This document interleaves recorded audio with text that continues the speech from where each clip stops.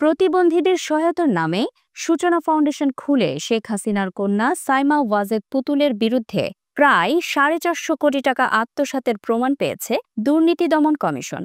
একই সঙ্গে 930 কোটি টাকার বেশি সন্দেহজনক লেনদেনের অভিযোগে মামলা করেছে সংস্থাটি। দুদক সূত্র এই তথ্য জানিয়েছে।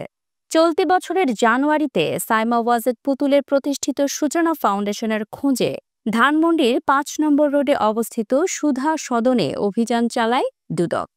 এই বাড়িটি সহ সূচনা ফাউন্ডেশনের বেশ কয়েকটি ঠিকানা ব্যবহার করলেও কোনোটিতে প্রতিষ্ঠানটির অস্তিত্ব খুঁজে পায়নি তারা।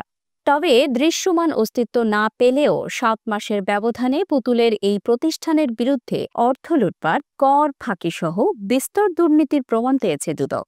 এছাড়া অর্থ লোপাটের সহযোগিতা হিসেবে সাবেক মন্ত্রী, এমপি, এনবিআর চেয়ারম্যান, ব্যবসায়ী সহ অন্তত ৩৫ জনের দায় খুঁজে পেয়েছে সংস্থাটি।